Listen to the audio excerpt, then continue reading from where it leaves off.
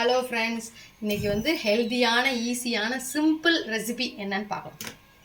அதுக்கு தேவையான பொருள் வந்து புழுங்கரிசி குருணை ஒரு 100 கிராம், அப்புறம் வந்து உளுந்து, கருப்பு உளுந்து வந்து ஒரு 100 கிராம், ரெண்டுத்தையும் ஈக்குவல் ரேஷியோ போட்டு இதை நம்ம களைஞ்சி அடுப்பில் வைக்கலாம். இப்போ இதை வந்து களைஞ்சி வச்சுட்டோம். இப்போ இதில் வந்து கஞ்சிங்கிறதுனால நம்ம நிறையவே தண்ணி விடலாம். இப்போ 100 கிராம் போட்டிருக்கோம்.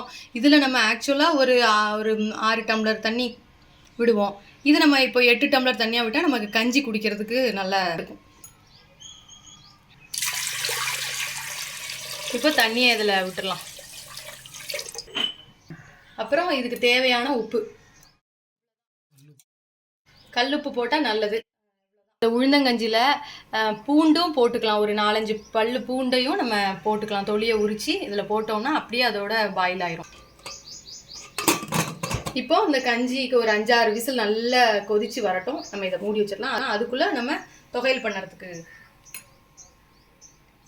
உள்ளதை ரெடி பண்ணலாம். இப்போ மல்லி தொகையலுக்கு ஃபஸ்ட்டு மல்லியை போட்டு வறுத்துப்போம்.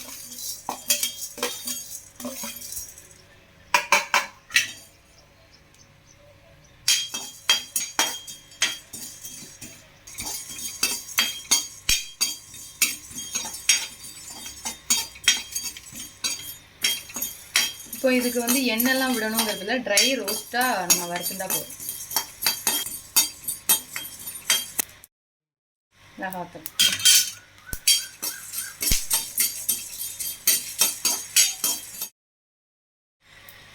அப்புறம் புளியையும் நம்ம வறுத்து சேர்த்துக்கும் போது நமக்கு நல்லது.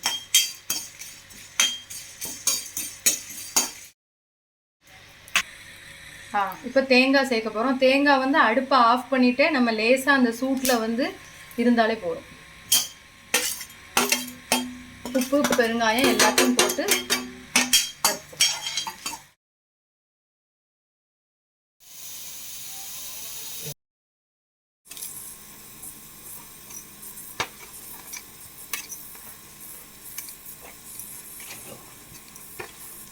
இப்போ இதை நல்லா அரைச்சி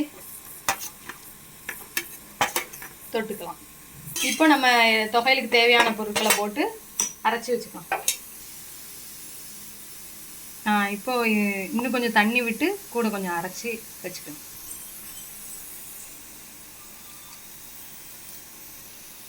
இப்போ ரெடி ஆயிடுச்சு.